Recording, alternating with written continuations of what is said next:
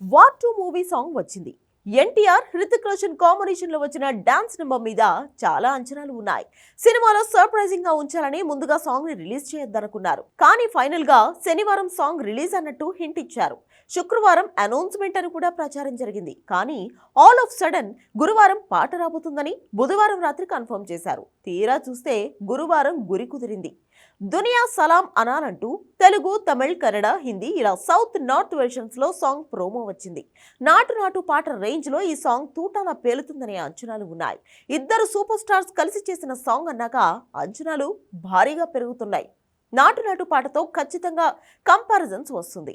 మరి నాటు నాటు సాంగ్ ని ఈ నీట్ సాంగ్ మించిపోతుందా? హృతిక్, ఎన్టీఆర్ లో ఎవరి డాన్స్ అదుర్స్ అనిపించింది? Have a look.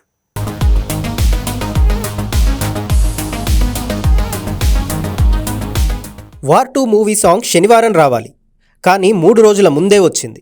ఇది నిజంగా ఫ్యాన్స్కి కూడా షాకింగ్ విషయమే. నాటు నాటు పాట రేంజ్లో మరో సూపర్ కాంబినేషన్లో ఇద్దరు హీరోలు ఇరగదీసే డాన్స్ నెంబర్ ఎలా ఉంటుందో అని ఎదురు చూసిన జనానికి నిజంగా వార్ 2 సాంగ్ మైండ్ బ్లాంక్ చేస్తోంది. హృతిక్, ఎన్టీఆర్ ఇద్దరు కూల్ అవుట్ఫిట్తో, సూపర్ కూల్ స్టెప్స్తో మతి పోగొట్టారు. ఒకే బీటు, ఇద్దరు పర్ఫెక్ట్ సింక్లో డాన్స్ చేస్తే ఎంత క్రేజీగా ఉంటుందో నాటు నాటు పాట చూపించింది. హాలీవుడ్ మొత్తం పూనకాలొచ్చేలా చేసింది ఆ సాంగ్. కట్ చేస్తే ఆస్కార్ డయాస్ మీద కూడా ఆ పాట తూటాలా పేలింది. ఆస్కార్ దక్కింది.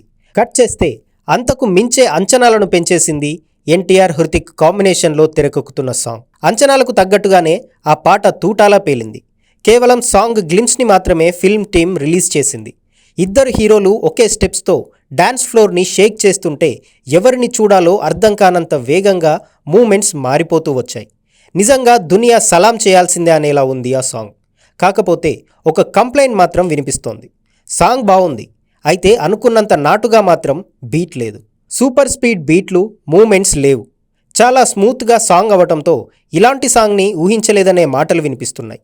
ఎలా ఉందంటే జెట్ స్పీడ్తో వెళ్ళే ఎన్టీఆర్ని జాగింగ్ చేయించారా అంటున్నారు.